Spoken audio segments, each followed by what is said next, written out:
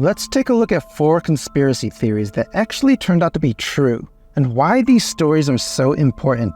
During the COVID-19 pandemic, governments across the world imposed a series of public health restrictions to limit the spread of the virus. These restrictions included lockdowns, social distancing requirements, and limits on gatherings, all of which significantly affected millions of people, including Christians and churches. Everyone who opposed these restrictions, including Christians who simply wanted to obey Scripture's command to gather for public worship in church, were labeled conspiracy theorists who weren't listening to the science, and punished by the government if they believed that continuing to gather for worship was worth the risk. You guys should not be doing this and doing this kind of crap for the mayor. This is embarrassing. That's Gabriel Wrench being walked away in handcuffs from an apparently peaceful protest in Moscow Wednesday night. The reason? Wrench refused multiple times to identify himself to officers who were attempting to write him a ticket for violating the city's face mask order. As a sheriff's office, we would never impede someone's ability to lean on their religious beliefs as a means of comfort. But practicing those beliefs has to be done safely.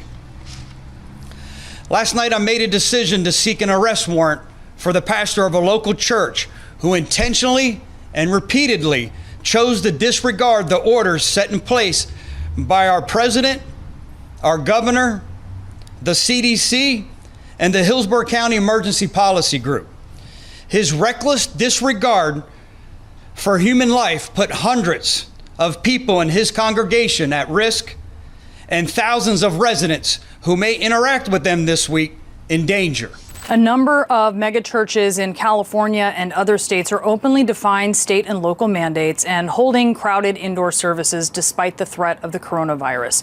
For the past couple Sundays, Pastor John MacArthur has welcomed congregants to Grace Community Church in Los Angeles County. That's even though California's governor has ordered indoor operations at places of worship closed to the public in the state's most populous counties. And that includes Los Angeles County. You doubt the numbers they're putting out? Yeah, I actually do. I think they're having trouble in the state of California. The governor just declared that he was firing the state health director because the system, the computer system, had miscounted all kinds of things. So the whole state is in an uproar. And then he came out and said, we obviously can't ease up because we don't even know what the numbers are. So it's so chaotic. But the bottom line is, in people's own life experience, they're not seeing these kinds of things in any abnormal sense. And they came back on their own volition because this is the most essential thing in their life. They wanted to be here. They came with joy and not with fear. James, her husband, is a pastor at Grace Life and has been pretty resolved to gather with the congregation there, whoever wants to come and gather. And according to Canadian law, the freedom of religion allows for them to practice and assemble without interference. And so they're able to do that. And they were doing that. They were warned by health officials, shut it down. You're not allowed to do it. And he basically said real calmly and clearly to his wife one night on a date, I've got to do this. I've got to keep pastoring and shepherding. We're going to keep keeping the church open. For a pastor to get arrested, which is what has happened now to James Coates, is really unacceptable, and it sets a dangerous precedent for the church moving forward. It would have been one thing if these restrictions were being applied to everyone in the country equally, but even that was not the case, because it seems that particular groups were allowed to gather publicly, but not Christians, which betrays the priorities and agendas of the elites within the government and culture. There's something else that stood out to me, is that some of the very people who didn't gather and then condemned those who did gather went to public BLM protests. Help me, Holy Ghost.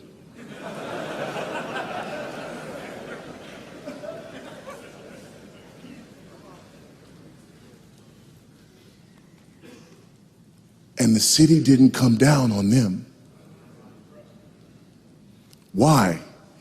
Because both they and the city believed that that was more essential than the saints gathering under the ministry of the gospel. And as time went on, more and more of what was considered a conspiracy theory became debunked by science, facts, and evidence. New guidance suggests that certain face coverings could be less protective than wearing no mask at all.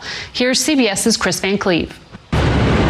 Tonight, clear evidence not all masks work the same, and some may not work at all. Shocking new revelations into the potential origins of COVID-19 pandemic as a treasure trove of documents reveal plans by American and Chinese scientists to bioengineer COVID viruses in Wuhan. Yeah, but there are other studies, Michael, that show at an individual level for individual. When you're talking about the effect on the epidemic or the pandemic as a whole, the data are less strong. But when you talk about as an individual basis of someone protecting themselves or protecting themselves from spreading it to others, there's no doubt that there are many studies that show that there is an advantage. That's pretty incredible. Dr. Fauci, the person put in charge of managing the pandemic crisis, admits that there really is no data or evidence to support that wearing masks had any real effect on the pandemic as a whole. Yet this rule of wearing masks was treated almost as a religious commandment by pretty much everyone in power. It's scary to think that the government would try to discriminate against Christians when they have an excuse to do so. But thankfully, many of the lies that were spread to unjustifiably control people have been debunked. One clear sign of this is that Los Angeles County and the state of California agreed to pay Grace Community Church, the church that John MacArthur pastors, $400,000 for infringing on the church's right to gather for worship. Los Angeles County and the state of California are going to pay $800,000 to settle a lawsuit with a Sun Valley church.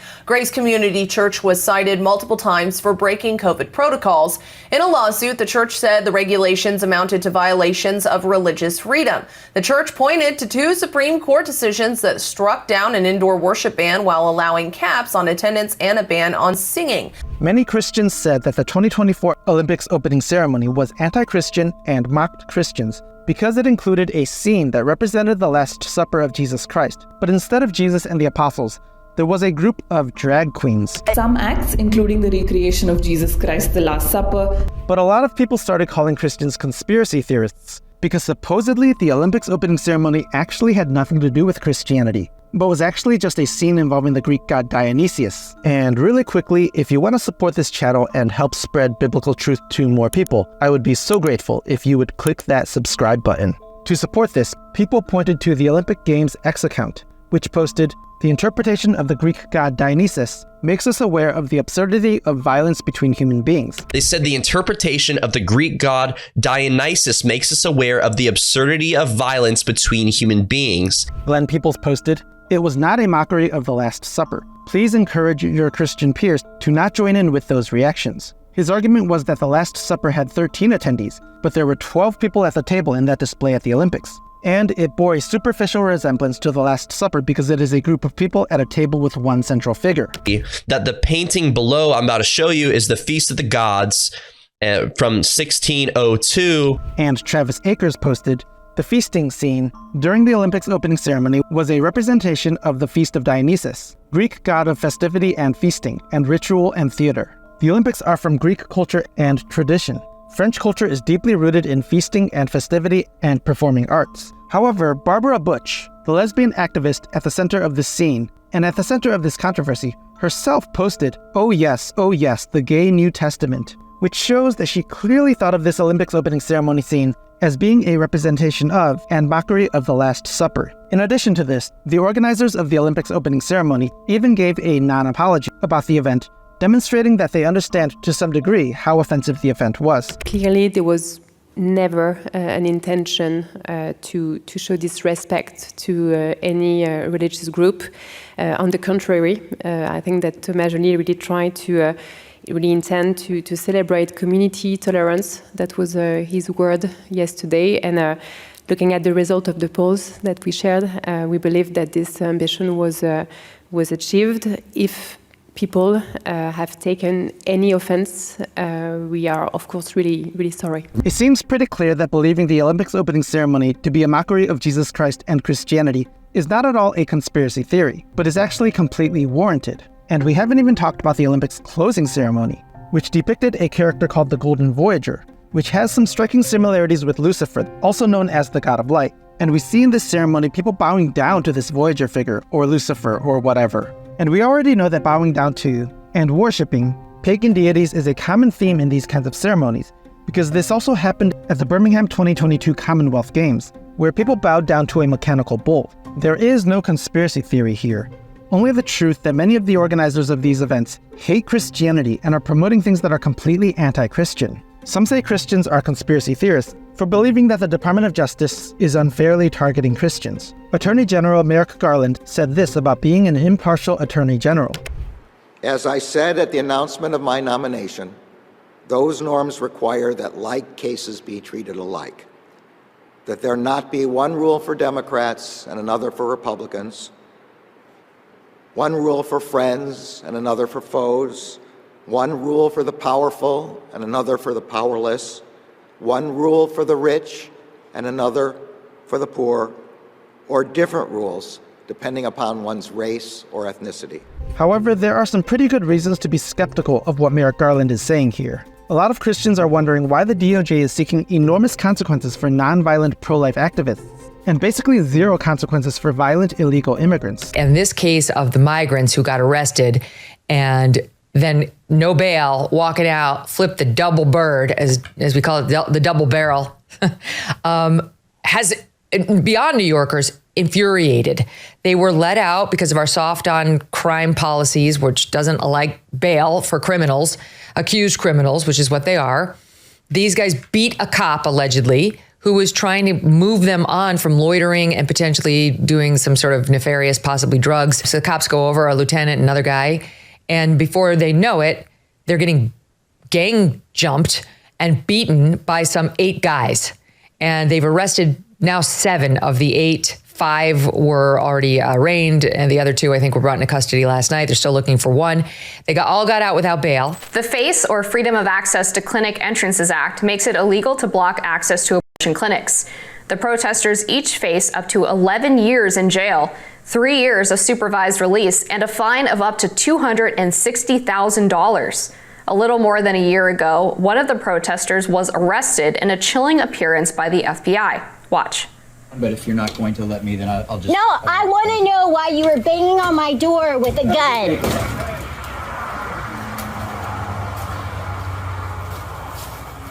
Hey, let's go back to that. You're not going to tell me anything? No, do not. I tried. No, you didn't. Yes, I did. You did not try.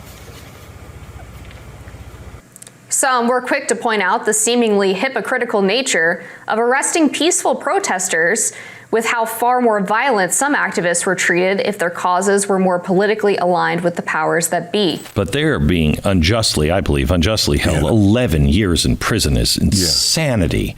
It's a misdemeanor, if that. For what are you talking for the abortion, the FACE Act? Have you? No. Oh, you haven't heard this? No. So, I live in Africa, man. Yeah, I know you live in Africa. So the FBI has rounded up 11 or 12 people now. One of them is like an 84-year-old grandmother who was praying at the entrance of an abortion clinic. At the time the abortion clinic came and told them they had to go, some of them were hit with a misdemeanor for trespassing, I think. And it was over 2 years ago. The DOJ has started opening up cases now of those misdemeanors that were just misdemeanor and dismissed. And they are now charging them with a FACE Act, which is blocking the entrance. And they are facing 11 years. Wow. Our government is completely out of control. Wow. It seems absolutely clear that there is no conspiracy theory here. The DOJ is under the control of people who are aligned against traditional Christianity. These people want to make an example of Christians and to intimidate them into not speaking out against the evils in the culture, such as ending the lives of preborn babies and the same-sex movement. This is why criminals who commit atrocities are released, but nonviolent Christians who are working to protect babies and children get arrested and given enormous penalties. This last conspiracy theory that turned out to be true isn't as related to Christianity, but it's still a really disturbing one that should make us question whether the government is really on our side or not. MKUltra is one of the most infamous examples of a conspiracy theory that was initially dismissed as fiction, but later proven to be a real government-sponsored program. The project, run by the CIA during the Cold War, involved unethical and often illegal human experimentation with the goal of developing mind control techniques. Initially, the program was cloaked in secrecy, But over time, evidence emerged that confirmed the disturbing details. In the early days of the Cold War, the CIA ordered the creation of a secret program intended to find ways of mind control. They funded an army of psychiatric institutions across the United States and Canada to perform experiments on unsuspecting patients using psychedelic drugs, sensory deprivation, electroshock treatment, and more. The program was known by its codename, MKUltra. There were covert experiments in the 1950s that resulted in shocking revelations that still haunt us to this day. Today we're going to be uncovering the sinister truth behind the agency's attempts to control the human's mind. A government-funded cadre of mad scientists bent on using drugs, sex, and torture to control human minds. It's absolutely crazy and somewhat terrifying to think that the United States government actually did these sorts of things, and that this is not at all a conspiracy theory. Just after the end of World War II, the United States began to work on Project Chatter, which is considered to be a precursor to Project MKUltra. Chatter was started by the United States Navy and conducted in Bethesda, Maryland, and this was from the year 1947 until the year 1953. The purpose of Project Chatter was to test LSD on patients to see if it could be used as an actual drug with valuable non-recreational side effects. But I don't really know if people were using LSD recreationally in 1950, to be honest. Project Chatter studies concluded with patients experiencing anxiety and euphoria. Some patients recovered to their normal state and had some improved awareness. However, 4 experienced adverse effects. Oh my gosh, really? I would have never guessed. So with Project Chatter ending so well, the next step for the United States government was Project Artichoke, the most worthless fruit. Project Artichoke arose from Project Bluebird and eventually transformed into the more well-known Project MKUltra. Over the course of this project's lifetime, it addressed several disturbing questions. The entire purpose of this project was to see if the United States government could administer an array of drugs to coerce someone into assassinating someone. That sounds somewhat topical. Now, a lot of people are connecting Project MKUltra with the recent attempt on Donald Trump's life, since MKUltra involves manipulating people into doing these kinds of things against their will. But as of right now, I would say that's actually a conspiracy theory with no evidence to support it. Regardless, all of this MKUltra stuff leads me to wonder if the government could hide something that evil for so long. How much more might be going on behind the scenes in the government that we don't know about? We do know that the most powerful people in the world who currently control the United States government stand firmly against Christians who actually believe and live out the Bible. And they will do whatever it takes to hold on to that power and stop Christians from gaining ground for the kingdom of Jesus Christ. It's not unreasonable to believe that some supposed conspiracy theories about the world being against Christians are not at all conspiracy theories, because the Bible itself teaches that the world will hate Christians because the world hates Jesus. And when the world hates something, it will do everything possible to stop the spread of the thing it hates, which in this case is biblical Christianity. We come to the first persecution commencing the long pattern of satanically inspired hatred of Christ, hatred of the Bible, hatred of the gospel, hatred of Christians, hatred of the church, that has reached a point today where as many as 100 million, at least professing Christians, are under persecution. Now, admittedly, there are seasons when it is less and seasons when it is more, seasons when it is deadly and other seasons when it is only social. There are seasons when Christianity is tolerated and when it's not tolerated. There are times when persecution is psychological and times when it's absolutely lethal. There are times when it's simply disdain and rejection, but whatever form it takes, there is always going to be persecution because Satan hates God, Satan hates Christ, Satan hates Christians. The kingdom of darkness hates the kingdom of light. Hi, my name is Mike. I'm a deacon, a husband, a father, a software engineer, and an amateur maker of videos. Thank you so much for watching this video. If you want to help me in my mission to spread biblical truth, just subscribe and watch these videos until the end, which will help the YouTube algorithm recommend these videos to more people. I'm committed to using the skills and gifts God has given me to glorify Him and communicate biblical truth. And I would be so grateful if you would come be a part of what I'm building. You can visit my website at joyfulexile.com to learn more about me and what I'm working on. I hope you're having a blessed day. I will see you in the next video, and remember, this world is not our home.